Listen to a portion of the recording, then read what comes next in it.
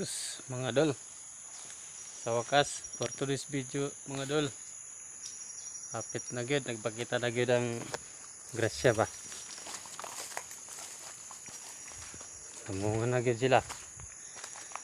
So kana ang buntis na. Nakadiryo. Ay lang di ang pag panguma. Dili lang yun mag negatibo para tuloy-tuloy ako ang grasya. Padayon lang yun mga dol. So ano, sunod-sunod na sila. Lahutay lang yun mga dol.